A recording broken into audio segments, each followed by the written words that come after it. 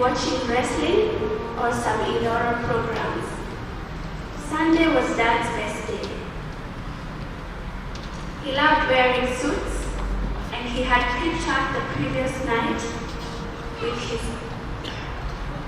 He loved wearing suits, which he had picked up the previous night.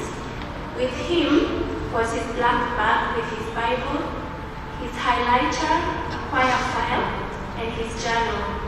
He always took notes at church, entitled every message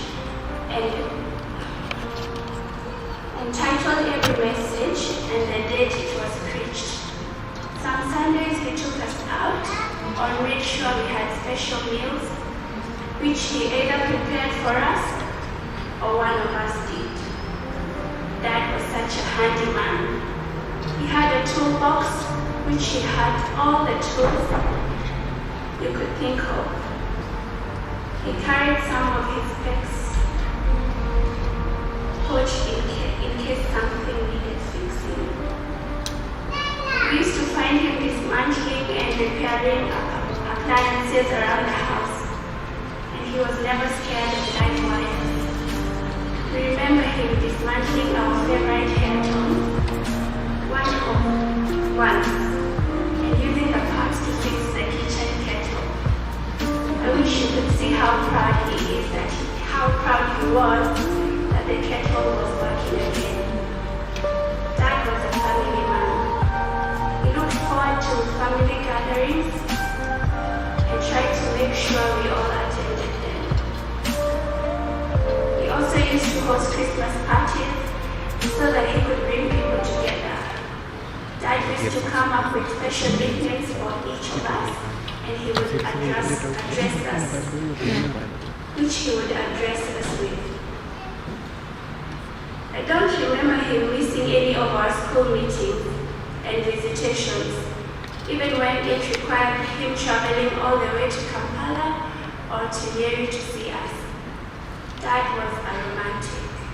He never failed to get Mom a present for their anniversary.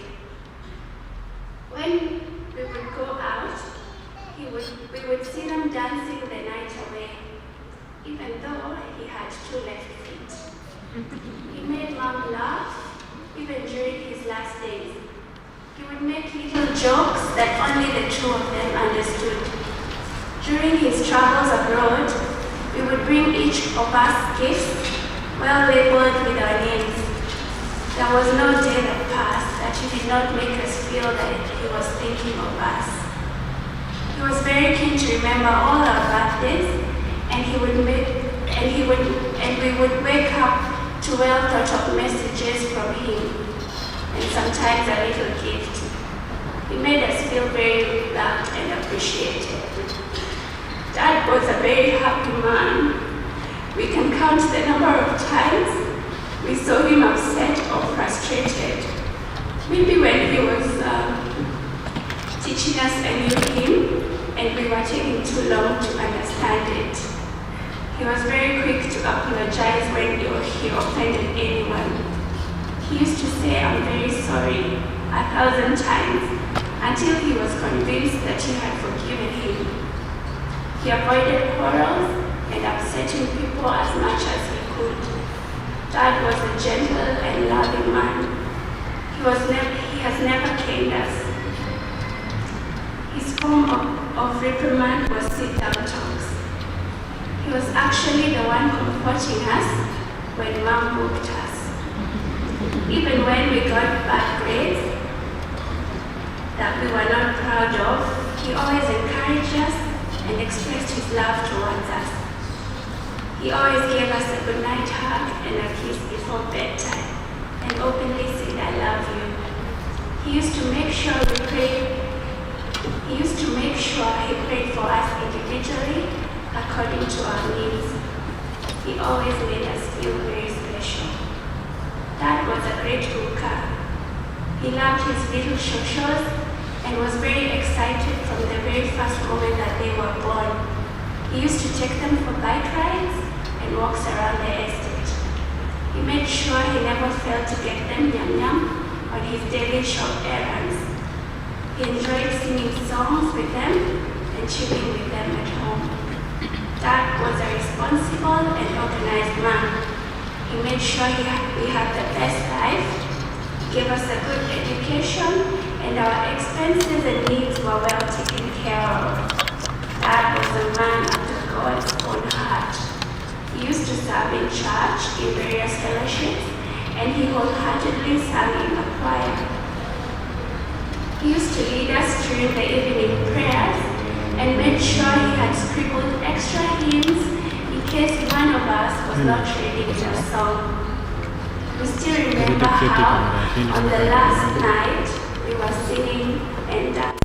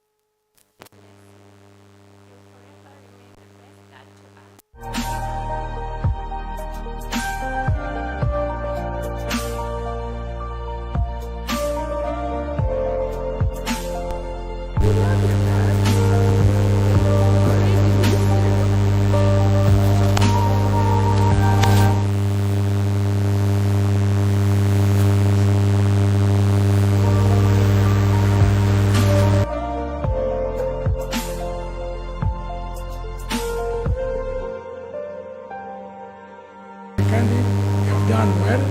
You are strong people.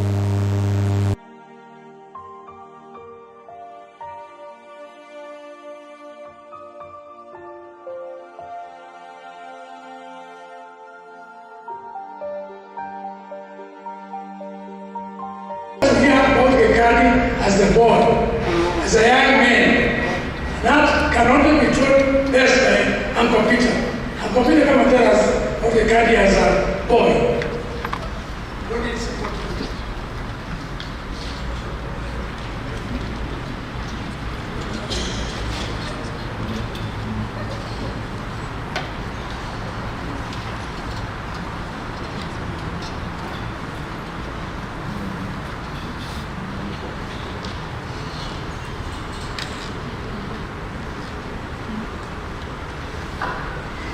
Bwana asifiwe. Praise the Lord.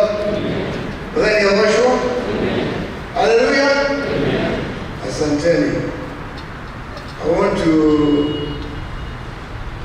spank your sake so that you don't have to feel like you're in a morning mood, although we are mourning the engineer, because the engineer was happy and he would have liked to see happy spirit around him. Therefore, though we are mourning, we need to send this great man in the way he deserves.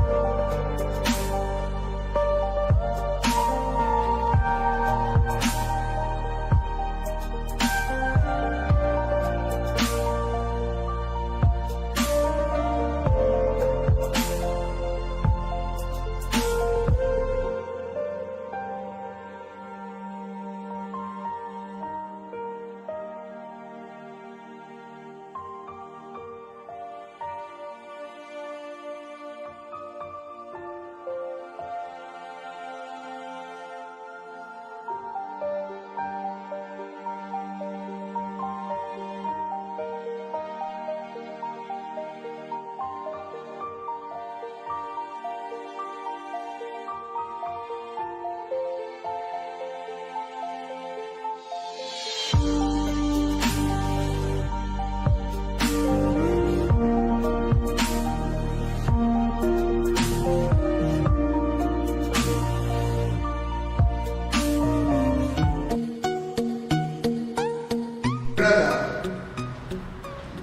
Monkey asked me to say something about our youth when we were young, growing up. Gikandi is a bit older than me, maybe 2 or 3 years older than me. So we grew up in the same homestead at Buruguru as children, taking care of Musea's cows and goats, and tilling the land like the people of the same age those days, taking cows to the river to drink, bring them home, milking, working very hard at a very highly disciplining dad, making sure that we finish our course.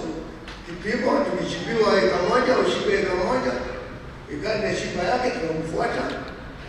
Tukiambia twende tukashuke ng'ombe, tunaenda huku. Tukakate makoko. Those days of makoko, you know makoko? Makoko is water trees.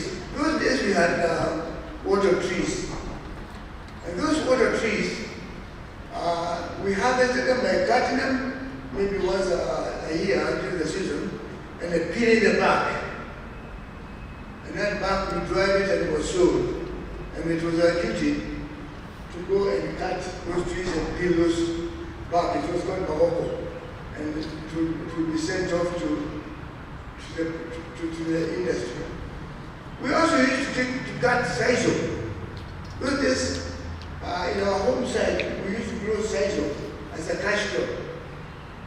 And Gikandi's mom, my stepmother, was given a truck by my father, and her work was to go village to village to village, asking people, buy those sisal leaves, and they would they go to our house and we would take care of them, and dry them, and then they'll be sold to some other place. So those were our young, how we grew up in a farm in Nyeri.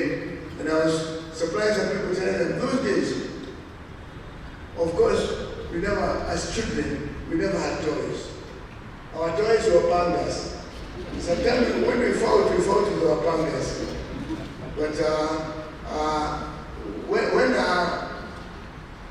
But when we went to, for example, to harvest bananas, when you arrive, because there are many bananas, we harvest a banana, dig it down into a pit, 3 feet pit, cover it with leaves. After a week, it ripened, we went and dug it up, and that is the old survival. My father and mother never bought us fruits. We only ate fruit from the bushes as we went down, taking cows to rear. Even, you know, when boys used to leave to go and take care of cows, you leave at 6 a.m. after milking them. You take your hand, me and Gikandi, we take the hand to the forest with a nugi. You know, nugi, there was a bucket jiko. Nugi, bucket jiko made of sufuria. And you put kuni, when you got a small piece of wood and light them, and that's how we used to survive roasting maize and other things as we took care of the cows until we come back home in the evening, and that was it. As we grew up, Gikandi went to high school ahead of me, to Gini's high school.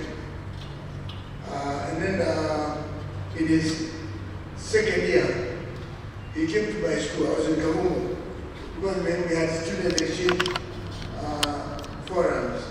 And he had a camera, a box camera, which he used to take picture for developing as a business. He used to take pictures of children and then develop them and sell them to children and then make money. And I said to Gikandi, please, can I buy your camera? I want to buy a camera. So in my second year in high school, Gikandi sold me his camera, his box camera. You know those cameras which you take only 12 pictures, and then you remove the film, you wind it up, Today it's history. Nobody would understand. Young people will not understand those kind of gadgets. But that camera, for the last 3 years, I made a lot of money out of that camera.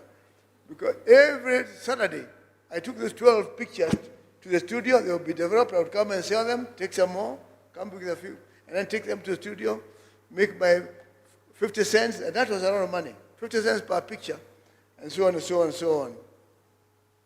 Later on, Gikandi went his way. He went to study in Europe, and I went to study in New Zealand. And he went again 2 years before me. When he went to study in Czechoslovakia, we never saw him again. Of course, those days there was no movement, no letters, no phones, nothing. 2 years later, when I went to study in New Zealand, which is near the South Pole, and Gikandi was near the North Pole. Some people, some ladies from my village said, well, if you go and see Gikandi there, Moremo, Musalimi. Not knowing that we are miles apart, but of course, that was understanding of geography at that time. Gikandi came back 2 years ahead of me again in Kenya. He was employed by Kenya Breweries for a while. And then when I came back, he came in 1971. When I came back in 73,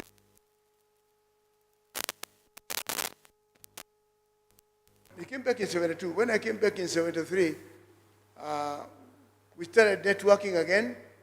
He joined the Kenya Power as an engineer, as a line engineer, highly respected man, because there were not many engineers that time.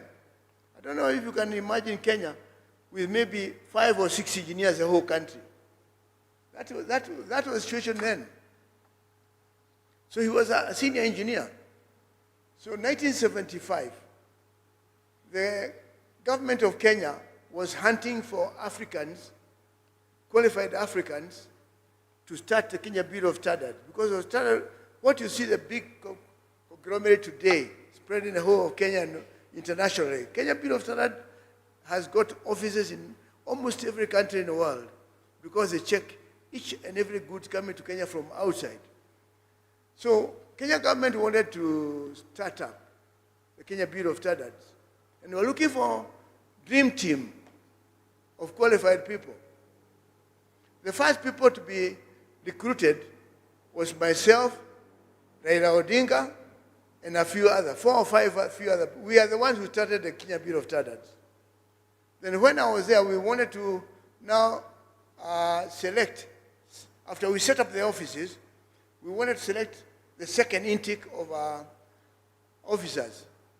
And that's when now Engineer Gikandi joined the Kenya Bureau of Standards in 1975 as a standards engineer in charge of engineering standards in the whole of Kenya, to set them up and start them up. It was during that time, as we were working together, that Gikandi ventured and decided to buy a house, his first house. And he bought a house here at South Sea in a United Housing Estate.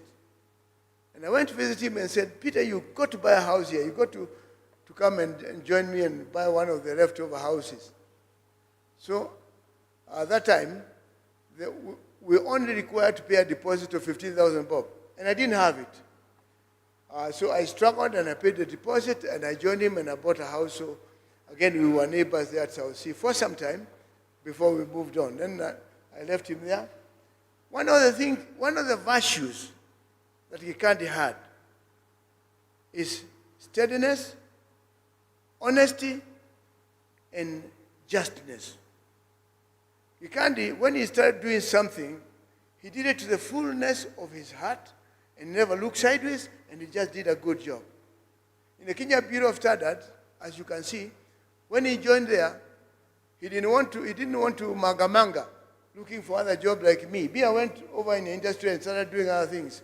Gikandi stayed steady fast, and he stayed there, worked hard, expanded the bureau until he retired. A very steady man. A man who does what he wants, what he set his eye to do with all his mind. He was an honest man. And he was not an ambitious man that went looking after material wealth.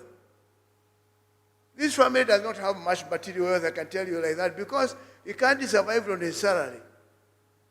When my father was a minister, because my father was a minister in the Kenya government, he never went hunting for plots and properties and those wealth that people go for, titles and tenders and all those things that children of ministers and governors and members of parliament these days you hear a child somewhere has got a bank loan of 400 million, a child of a governor. These days corruption has become extreme.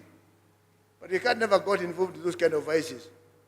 He did his work, survived on his salary, and lived well, and still took care of his family with special with special care and dedication. So he was an honest man. We have lost a good man. But God's time is God's time. When God says you go, it is his best time because he brought you in his world until he calls you. We don't want to say God has done a bad thing. God has given him 80 years. So God has done a good thing. And our family need to be grateful and say thankful for God has given us. Number one, has such a huge family. Number two, such a loving family. Number three, so many people. And when you get so many people, some die. And you think a lot have died, but not so many. But because you are many, if you look at the percentage, one or two die and you think a lot are dying. But they die because it's time for God to call them. No mistake. So God has called this one, this time. We pray that God will at least prolong the time for the others.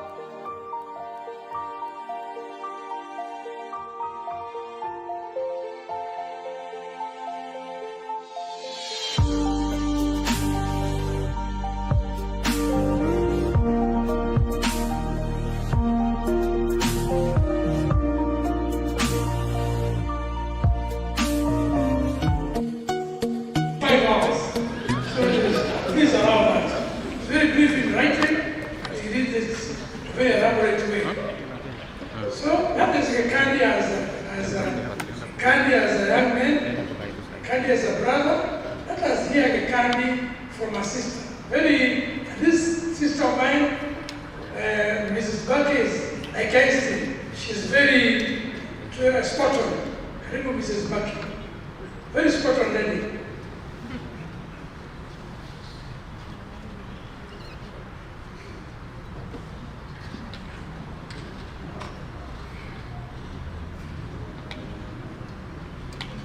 She only uses her time in walking. When she comes here, she'll be very brief and short.